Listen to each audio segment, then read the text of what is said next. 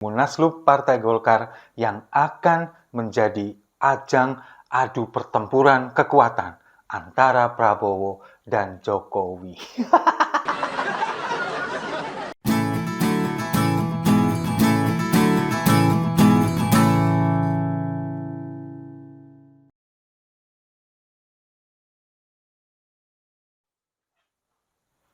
Salam damai untuk Indonesia, berjumpa lagi bersama saya, Papa Dimas. Info kali ini datangnya dari Munaslup Partai Golkar yang akan menjadi ajang adu pertempuran kekuatan antara Prabowo dan Jokowi. Memang sampai hari ini, berita tentang Partai Golkar ini masih menghiasi beberapa media mainstream, lalu kemudian juga masih menjadi perbincangan yang sangat hangat di media sosial. Bahkan update terbaru ini masih terus terjadi setiap harinya. Setelah kemarin terjadi rapat pimpinan pada hari Selasa kemarin, kemudian sudah diputuskan bahwa PLT atau pelaksana tugas ketua Partai Golkar ini jatuh kepada Agus Gumiwang Kartasasmita, Menteri Perindustrian. Sudah sesuai dengan prediksi kan? Nah, ini nanti masih ada kelanjutannya lagi. Tapi saya masih mau membahas dulu kenapa ini menjadi ajang benturan kepentingan antara Jokowi dengan Prabowo. Jadi begini, Presiden Jokowi ini kan setelah lengser dari kursi presiden, ini kan harus punya pijakan, harus punya katakanlah payung atau baju untuk dia tetap eksis sebagai seorang mantan presiden.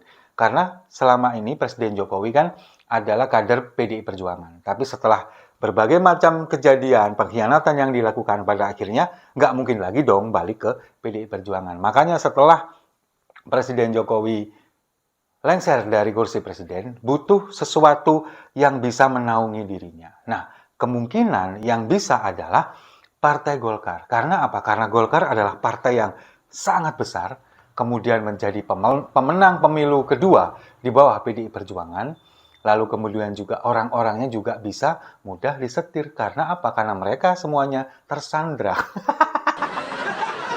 Terutama ketua umumnya Erlangga Hartarto. Nah, tidak hanya Presiden Jokowi saja yang butuh naungan ini, tapi anaknya Gibran ini kemudian juga sebagai wakil presiden kan juga butuh naungan, butuh partai. Karena Gibran kan juga kemarin sudah dicongkel dari PDI Perjuangan. Nah, butuh partai yang cukup besar untuk menaunginya. Sekarang mau partai apa? PSI. Ya nggak mungkin lah, meskipun ketua umumnya adalah adik bungsu dari Gibran, kemudian anak bungsu dari Pak Jokowi, kan juga nggak mungkin orang kesenayan aja nggak lolos. Makanya butuh partai yang besar. Nah, Golkar ini yang kemarin dari pencalonan Gibran ini sudah Gibran dicalonkan, padahal bukan anggota, belum menjadi keluarga besar dari Partai Golkar. Ya itulah karena memang banyak sekali kepentingan-kepentingan yang bisa diakomodir di Partai Golkar karena Presiden Jokowi punya kartu untuk menyandra sang ketua umum. Nah, dengan demikian, Partai Golkar ini pada akhirnya nanti akan dijadikan sebagai, meskipun ketua umumnya bukan keluarga dari Presiden Jokowi, karena memang belum pernah menjadi anggota, belum pernah menjadi pengurus, tapi menempatkan orang-orang yang selama ini dekat dengan Presiden Jokowi, orang-orang yang loyal terhadap Presiden Jokowi, maka itu akan sangat amat mudah untuk diatur. Nah, kepentingan dari Presiden Jokowi adalah itu.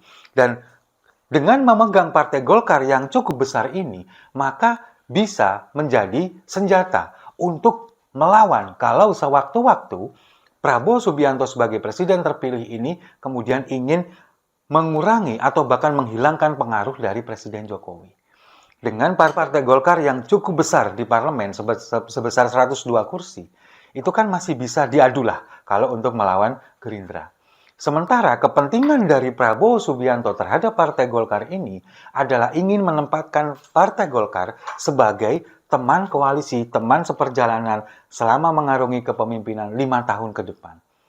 Memang sangat seksi dan menggiurkan Partai Golkar ini. Partai yang sudah besar, pemenang pemilu nomor 2, lalu kemudian juga 102 kursi di DPR RI.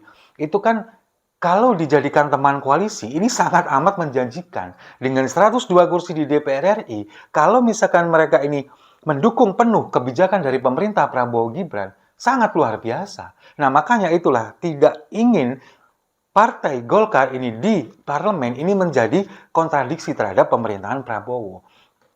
Ada banyak kalangan yang mengatakan memprediksi bahwa Prabowo ini ingin mendorong mantan istrinya, Titik Soeharto, untuk maju di bursa calon ketua umum Partai Golkar. Meskipun Titik Soeharto ini bukan lagi kader Partai Golkar, tapi dulu pernah menjadi kader Partai Golkar, meskipun di 2019 pernah mendirikan Partai Berkarya, kemudian gagal, di 2024 masuk ke dalam Gerindra, tapi kan Titik Soeharto ini adalah DNA-nya adalah Orde Baru, keturunan langsung dari mantan Presiden Soeharto yang juga pendiri Partai Golkar. Kalau misalkan mantan istrinya ini kemudian bisa bercokol di Partai Golkar sebagai ketua umum, kan akan lebih elok, akan lebih indah, dan bisa menjadi koalisi di pemerintahan, baik di legislatif maupun di eksekutif.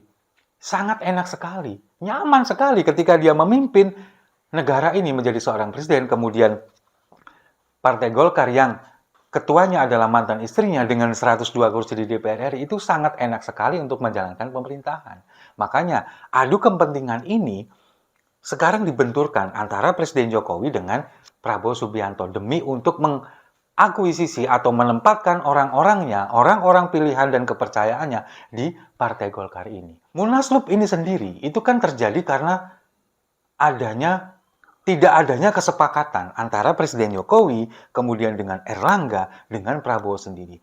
Kita mungkin masih ingat pada hari Jumat yang lalu, sehari sebelum Erlangga mengumumkan pengunduran dirinya, pada hari Jumat kan Erlangga ini bertemu 4 mata dengan Presiden Jokowi. Apa yang dibahas? Kalau kita menduga, ya mungkin ada bargaining atau lobby-lobby yang kita mungkin tidak tahu di dalamnya. Tapi kalau dalam analisa saya, sepertinya memang mengarah ke sana tentang Partai Golkar. Tapi ketika Erlangga kemudian keluar dari Istana Presiden, kemudian dicegat oleh wartawan, ditanya sambil membawa map hitam, apa yang dibincangkan dengan Presiden Jokowi, dia mengatakan melaporkan tentang perekonomian Indonesia. Nah, sekarang pertanyaannya, kalau melaporkan tentang perekonomian Indonesia, perkembangan atau progresnya, kenapa kok hanya 4 mata? Masalah ekonomi ini kan tidak bisa diperbincangkan hanya dengan Presiden dan Menko Perekonomian. Enggak, ada Menteri Keuangan di sana. Dan banyak sekali menteri-menteri yang di bawah naungan Menko Perekonomian. Mereka ini kan harus saling berkesinambungan laporannya kepada Presiden. Nggak mungkin berbicara 4 mata. Kecuali yang diperbincangkan ini bukan masalah ekonomi, tapi masalah partai. Iya kan? Sangat mencurigakan. Makanya sehari setelah berjumpa dengan Presiden Jokowi 4 mata, lalu kemudian pada hari Sabtunya tersiar kabar bahwa Erlangga Hartarto ini mengundurkan diri sebagai Ketua Umum Partai Golkar. Dan pada hari Minggunya, lalu kemudian mengeluarkan statement melalui video yang disampaikan dengan mimik wajah yang sangat amat tertekan, nggak happy. Lalu kemudian ketika melihat behind the scene-nya itu seperti diarahkan oleh seseorang yang sangat intimidatif, itu kan kasihan sekali kalau melihat. Nah, sekarang kesimpulannya bagaimana? Perbenturan kepentingan antara Prabowo dan juga Jokowi ini nanti akan ditentukan di Munas luar biasa yang rencananya akan dilakukan pada akhir bulan ini. Tapi hari ini ketika saya melihat beberapa pemberitaan terutama di media sosial, itu kan juga sudah beredar di WhatsApp group. Beredar luas dan itu juga di-spill oleh beberapa pegiat media sosial bahwa akuisisi dari Partai Golkar ini sebetulnya sudah selesai. Sebetulnya sudah selesai. Dan itu dimenangkan oleh Jokowi. Jadi ini entah benar atau tidak. Tapi kabarnya, katanya sih infonya A1. Tapi kan kita tidak bisa mempercayai itu semua. Cuman kita nanti tunggu saja.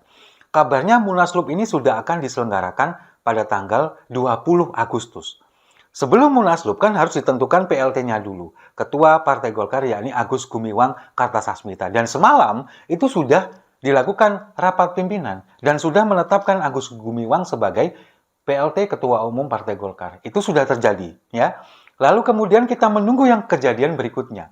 Sesuai yang disampaikan di WhatsApp grup itu, Munaslup akan diselenggarakan pada tanggal 20 Agustus. Lalu kemudian ketua umumnya itu adalah Bahlil Lahadalia. Sementara wakil ketua umumnya adalah Agus Gumiwang Kartasasmita. Nah, kemudian siapa nanti yang akan menjadi Dewan Pembina Partai Golkar? Kalau tidak Jokowi, Gibran. Nah, itu sudah diakuisisi, kemudian juga spill hasilnya, dan sudah kejadian yang tentang PLT. Sekarang untuk kepengurusan dari ketua umum sampai dewan pembina, kita tunggu saja apakah benar nanti pada tanggal 20 Agustus kemudian ada munaslup, lalu kemudian juga bagaimana dengan kepengurusan ketua, wakil ketua, dewan pembina dan sebagainya. Bagaimana ketika nanti Jokowi ataupun Gibran yang menjadi dewan pembina sementara mereka belum pernah menjadi pengurus di Partai Golkar, itu nanti akan kita saksikan bersama-sama. Kita tunggu saja nanti tanggal 20 Agustus. Benar nggak itu akan terjadi?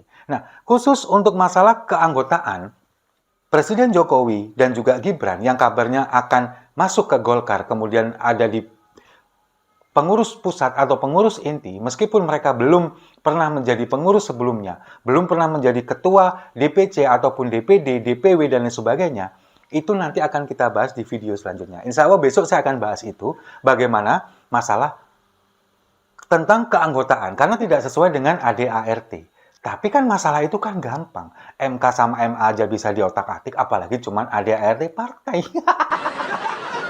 Makanya kemudian beredar kabar, isu yang beredar akhir-akhir ini akan terjadi reshuffle kabinet. Nah, apa hubungannya? Besok saya akan bahas ini dalam video tersendiri. Tapi sambil menunggu itu, mari kita minum dulu kopinya sama-sama supaya nggak terlalu tegang. Setuju ya?